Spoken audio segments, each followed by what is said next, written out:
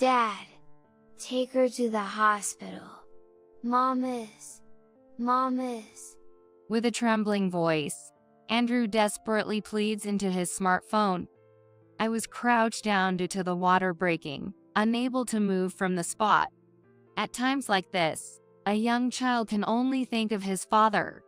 But the reply that came back from John over the phone was cold. I'm on a company trip, so I can't. Saying that, John laughs with a smirk. The guy who frequently tells transparent lies such as company trip. Help! Help us! Finally, Andrew started crying. Furious anger overwhelmed me. John abandoned me when my water broke. Moreover, ignoring Andrew's desperate plea was unforgivable.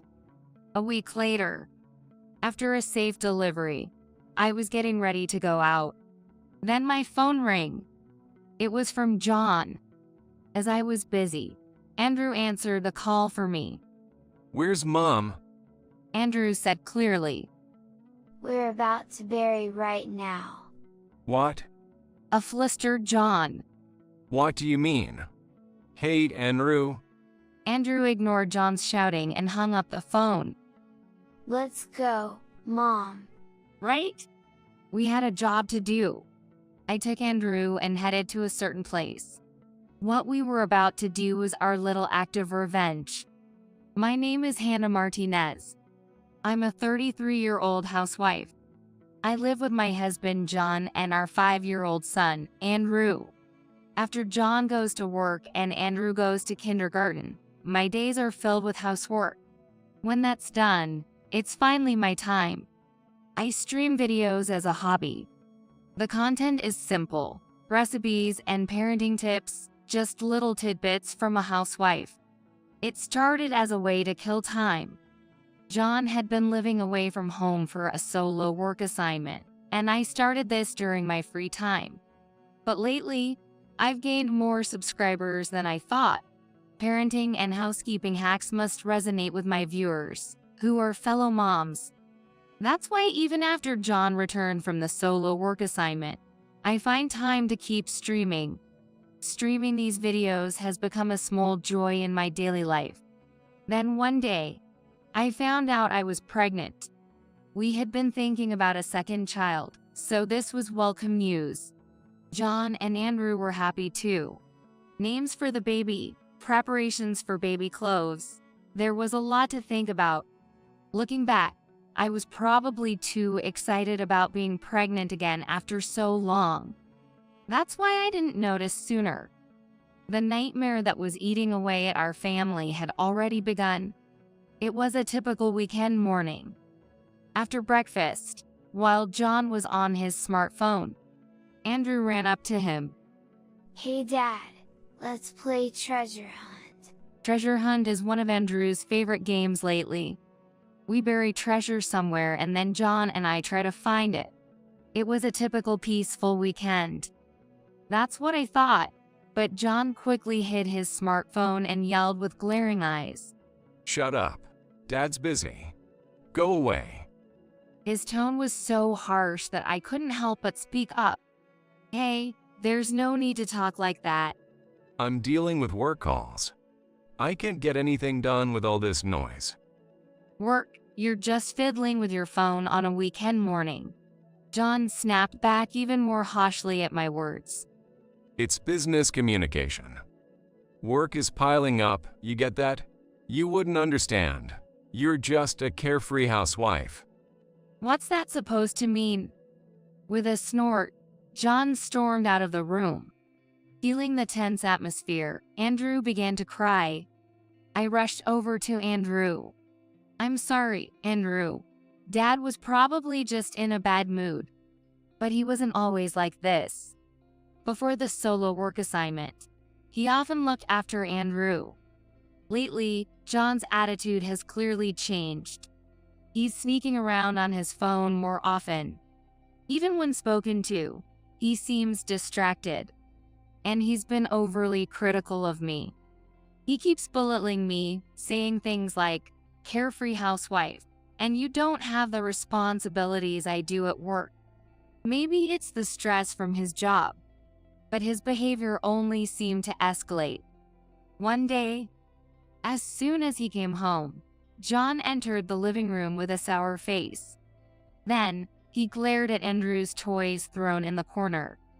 Hey, haven't you cleaned this up? I had just put the toys away in the toy box, but it seems I had forgotten some. Oh, sorry. As I hurried to clean up, John muttered, Seriously, can't you even discipline your kid properly? I'm tired from work, and I come home to this mess. Again, he threw a sarcastic remark. Don't be mad. With a tearful voice, Andrew cut in, standing in front of John, protecting me. But John coldly trampled on Andrew's tender heart. His expression turned indifferent. Move it. John glared at Andrew. With a click of his tongue, he stormed out of the room. His recent actions have been too much. I need to have a proper talk with him soon, I vowed to myself as I hugged the crying Andrew. The next evening, John came home. John, we need to talk. What now? I'm tired. Make it quick. His dismissive attitude was the same as always. I pressed on regardless. About your recent behavior. As I began to speak, John interrupted loudly. Look, I'm going on a company trip with the employees for 2 weeks starting next week. What? That's quite sudden. And for 2 weeks? Yeah. It's more like a trip where the managers aim to develop new clients, with a bit of sightseeing mixed in. Seriously, I hate being dragged into these things. I see. I don't need dinner tonight. Good night. Wait, we're not done talking. John ignored me and quickly went into the bedroom. We used to have a drink and chat about our day after Andrew went to bed. But now, the atmosphere for such moments is nowhere to be felt. John firmly closed the bedroom door, letting no one in. I sighed. Then, I finished up the remaining chores and turned on my computer. I started working on combining the narration with the video I shot the other day. It was the usual video editing I do. I used to stream simple household tips, but lately, it's been mostly about John. I created a segment called Troubles with My Husband, saying, lately, I feel like my husband has become distant. This type of content seems to have a surprising demand, as the views have increased from before. Today, I also briefly talked about the recent exchange with John. After posting the video, comments started trickling in. Your husband is terrible. He doesn't understand your struggles at all. Receiving such empathetic comments somewhat calmed my spirits. But one comment caught my eye. A sudden company trip. Sounds like an alibi for cheating. Cheating. I had a faint feeling but had been ignoring it. Maybe it was really true. John's recent behavior has been inexplicable. Holding these troubling thoughts, I was doing housework one day. I was looking for receipts to update the household ledger. Let's see, they should be around here somewhere. I searched around but couldn't find them. As a last resort, I decided to check inside a smart chest in the living room. It's supposed to contain items related to Andrew's kindergarten, but maybe something was mistakenly placed there. Then, the bottom of the first drawer came off. What is this? Incredibly, there was a false bottom in the chest. This chest wasn't originally made like this. Someone had deliberately made it difficult to discover by modifying the bottom. It wasn't me. That left only John. A bad feeling washed over me as I looked inside and saw something unfamiliar. This is... My heart pounded like a drum. Taking a deep breath to calm myself, I booted up the computer. I decided to upload an urgent video. I wanted to hear viewers' opinions about what I had just found. I had my suspicions, but I needed confirmation. Soon, comments began pouring in, confirming my doubts. The week began, and it's Monday. John was gone for a while. On that company trip, well then, Andrew was at kindergarten and John wasn't coming back soon. I seized the opportunity to take action. Then came the weekend. Everything was almost ready. Now I was prepared for whenever John returned. That morning, as I was doing household chores as usual, I suddenly felt a pain in my belly. At the same time, I felt a warm sensation flowing down my lower body. Could it be? My water broke. I needed to get to the hospital immediately. As labor pains surged, I hurriedly finished dressing. Then, I packed necessary items like my insurance card, a change of clothes, and towels into a bag. Then, a sharp pain hit. I had been overconfident about still being able to move, but the pain was so severe that I crouched down on the spot. I tried to find my smartphone to call a taxi, but it was nowhere to be found. Mom? Amidst this, Andrew woke up. Andrew, the smartphone. I pleaded desperately. I could barely speak. Surprised, Andrew found my smartphone nearby and picked it up. Then, as if making a decision, he began to operate it frantically. He sometimes played games on my phone, so he seemed to know how to use it. Andrew yelled into the phone, Help! Mom can't move. She looks in pain. It appeared he was on a call. The phone was accidentally on speaker mode, so I could hear the other person's voice. Damn it, Hannah. I'm in the middle of something. Huh? Is that you, Andrew? Of all people, it was John on the other end of the line. Dad, take her to the hospital. Andrew desperately pleading. In times like these, a young child can only think of his father. But the reply from John was cold. I'm on a company trip, so I can't. Laughing off, John didn't seem to care. Help. Please help. Finally, Andrew broke down and cried. Amidst intense pain, I couldn't forgive him. It seemed like he didn't care even though I was suffering. What was worse, he completely ignored Andrew's desperate plea. After hanging up, Andrew called someone else. Grandma. Grandma. Hey, Andrew, what's wrong? It seemed Andrew managed to calm my mother with his unsteady fingers. After that, I lost consciousness due to the pain. When I woke up, I was in the hospital. I was in bed, with my parents looking over me worriedly. As I regained consciousness, the pain returned, and I grimaced. Hannah, are you okay? Andrew called us. He said his mom couldn't move. He told us desperately. It seemed Andrew was quite upset, but he had fallen asleep from exhaustion. My mother said they had left him at the hospital's childcare. Based on Andrew's call, we arranged for an ambulance. He's amazing, only 5 years old. My mother spoke solemnly. And we tried contacting John, but no luck. My father sighed. It seems like my parents tried calling John as well, but they couldn't reach him at all. They knew about the supposed company trip, but of course, that was likely not the case. He was probably enjoying himself. I was quietly fuming. This wouldn't just end here. But first, I had other things to deal with. After my parents left the room, doctors and nurses came in to prepare for the birth. After hours of labor, I gave birth to a girl. Her name is Melissa. Hearing Melissa's vigorous cries seemed to release me from all the tension.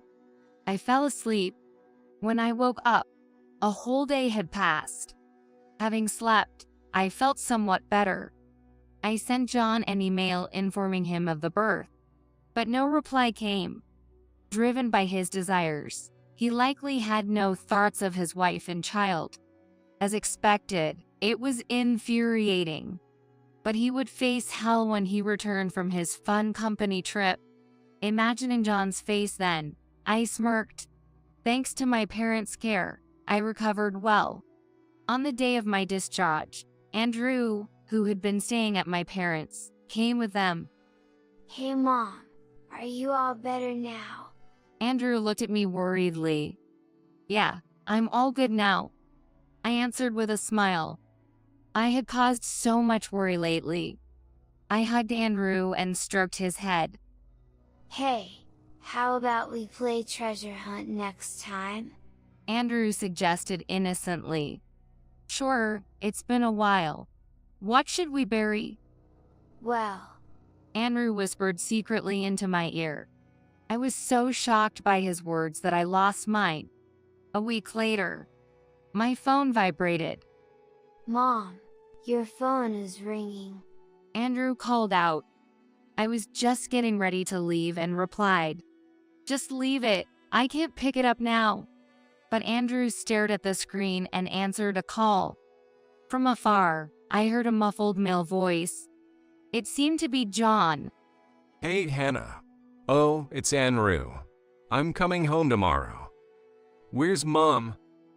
We're about to bury. What? John sounded confused by Andrew's words. What do you mean? Hey, Andrew. Let's go, Andrew, I said to Hema, and Andrew smiled and hung up the call. We had a job to do. Andrew and I left to take care of some business. By the time we returned home, the sun had set. Postpartum, my body was completely exhausted. Since Andrew had fallen asleep, I left him and Melissa with my parents, who lived nearby. There was still something I needed to finish. I decided to wait for John's return. Early the next morning, the front door burst open. Hannah, where are you?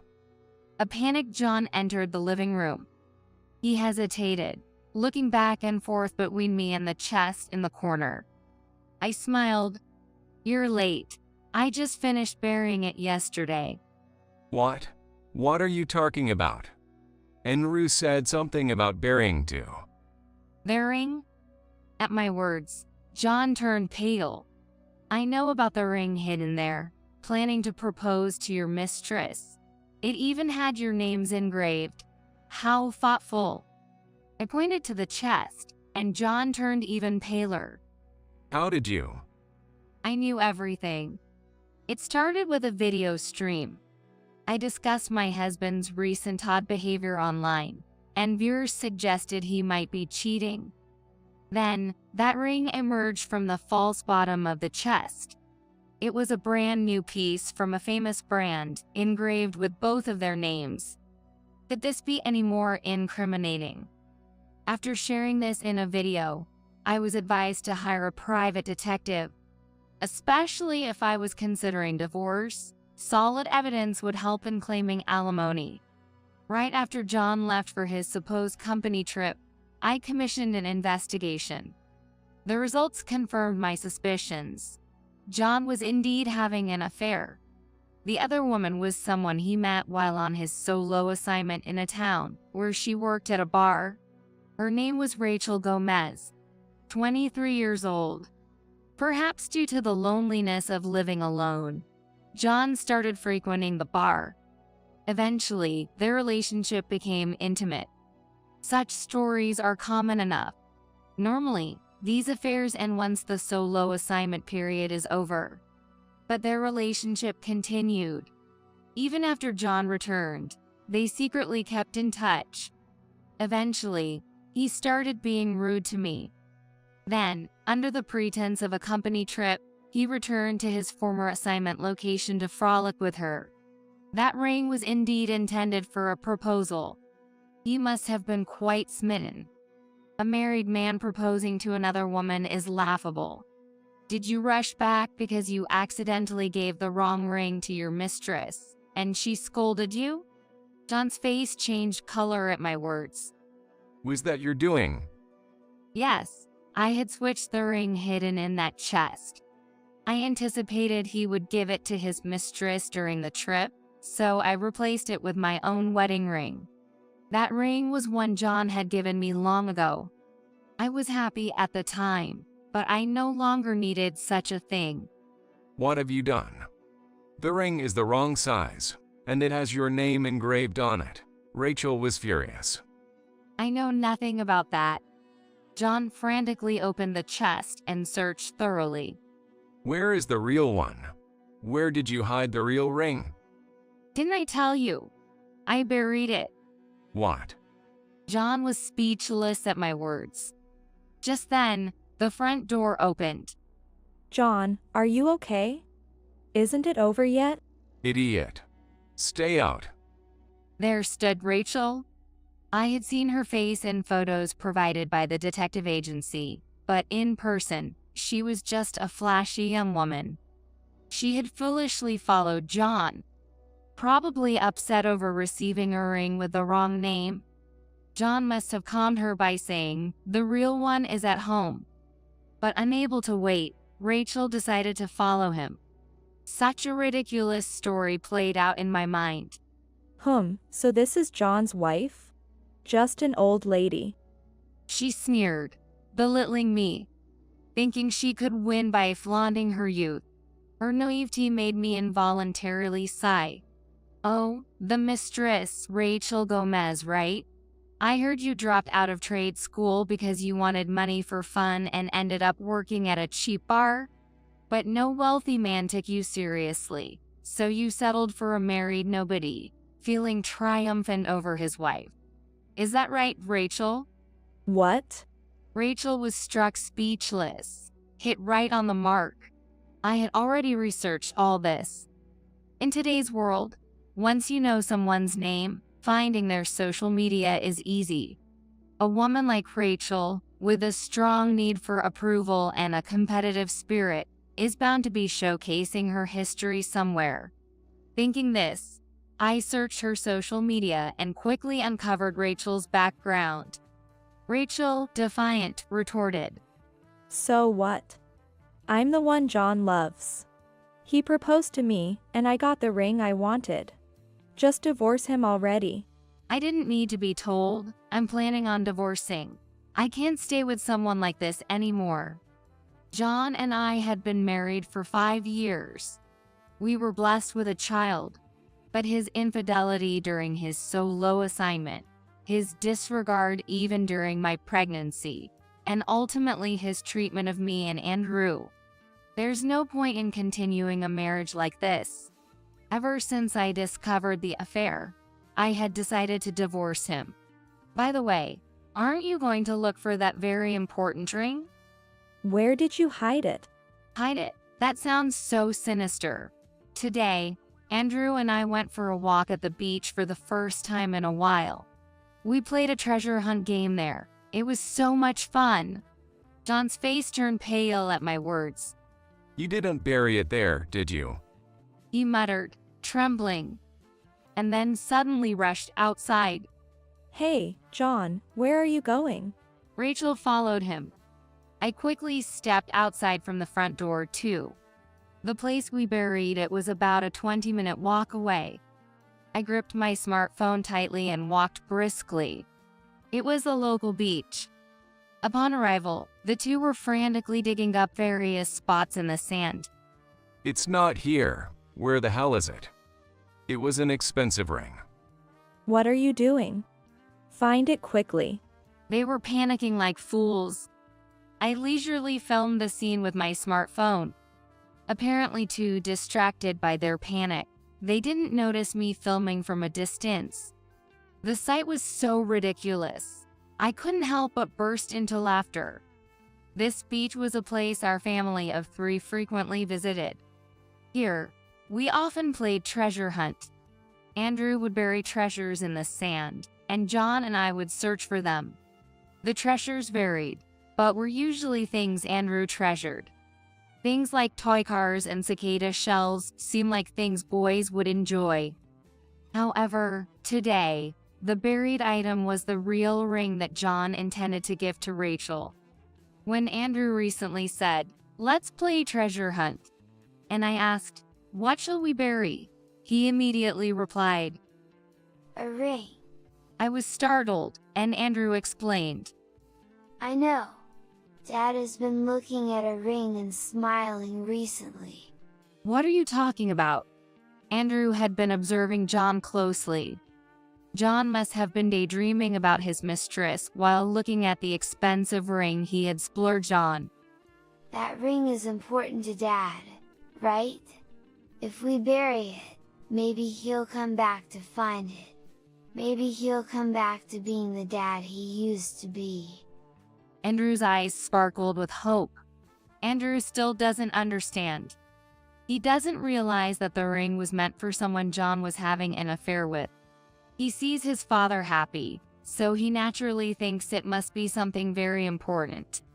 He hopes finding it might change his recently moody father back to the kind dad he used to be. Andrew's pure heart touched me deeply. And so, we had just buried the ring here on this beach. But John, now desperately searching for the ring, isn't thinking about his family at all. He's just trying not to upset Rachel. As I filmed, I realized tears were streaming down my face. I couldn't forgive John for destroying our family. It's a harsh reality for Andrew, but John is probably not coming back to us. Later, I went home to edit the footage. The video amusingly captured the two frantically searching for the ring. Thanks to the sound capturing app, I got perfect audio too. I blurred their faces at the end and added narration. Our family's history, the treasure hunts Andrew loved, and how John's selfish affair led to the family's breakdown. I kept all names anonymous. I clicked and uploaded the finished video.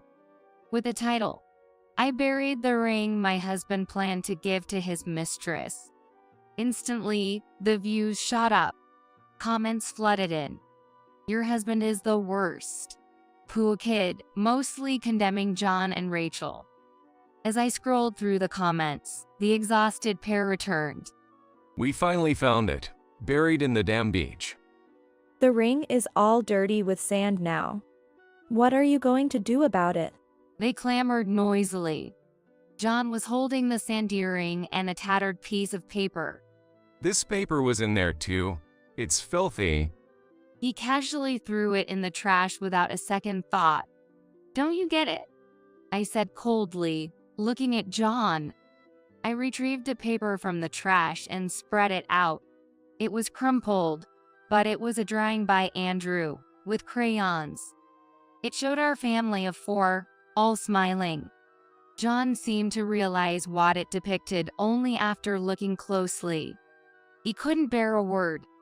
John's face showed a complex mix of emotions. "This is Andrew's feelings. You trampled on his wish for a smiling, happy family, sneaking around, having an affair, neglecting your family. You are truly despicable. I can never forgive you." The living room fell silent at my loud voice. Rachel also looked guilty. I turned to her and said, "And don't think I forgive you either. You break a home and still have the nerve to look unaffected. I will fight against someone who hurts children, thoroughly." With that, I glared at them both. Where's Andrew? How is the baby doing?" John asked in a cracked voice, finally showing concern for his children. But it was too late. They're at my parents' house, considering you ignored Andrew and the baby while fussing over that ring. You have the nerve to ask that now. Well, you won't be seeing them anymore. "That's outrageous. I am their father." What? A father, after completely neglecting the kids and being engrossed in your affair? Who are you kidding? I don't even want to see your faces. Just get out. Both of them were completely intimidated by my fury. Let's just go, John. "All right. I'll leave for today.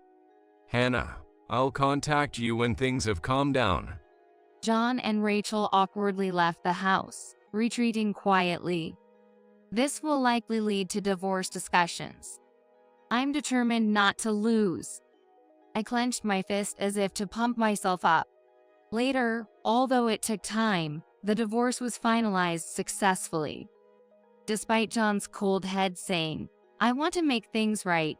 I, of course, ignored him. It must have been just a momentary lapse of judgment.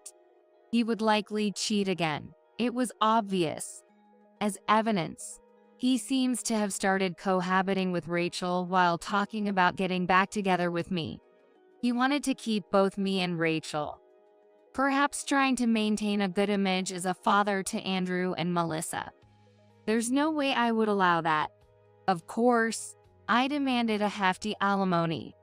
John, desperate, asked to make payments in installments, but I refused that too.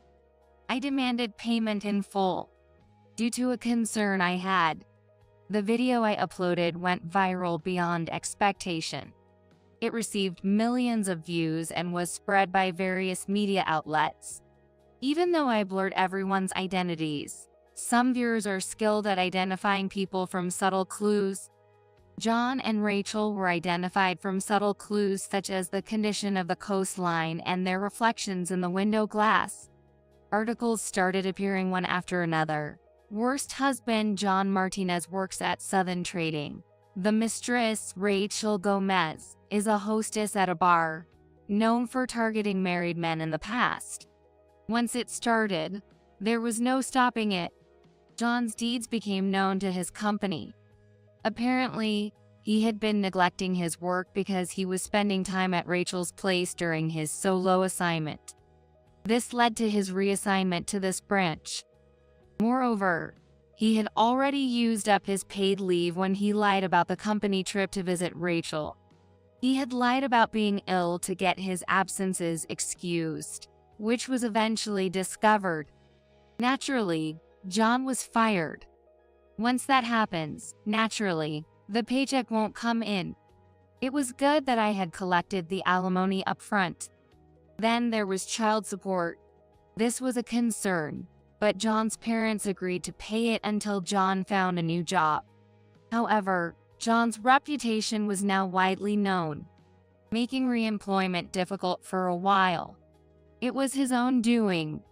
I also demanded alimony from Rachel, but she had quit her job at the bar and wasn't working. In a panic, Rachel and John started uploading couple videos, attempting to capture their daily lives. It was meant to stream the daily lives of couples, but it ended up fueling the fire. Couple of homewreckers, the worst. Shameful. These two are unbelievably thick-skinned. They were criticized heavily and soon stopped. Perhaps they thought it would be as easy as my video had made it seem. Without proper planning and merely trying to earn money, they were bound to fail. Thus, it turned out to be right to secure the alimony upfront from Rachel's parents. However, they told her, "This is the last time we help you."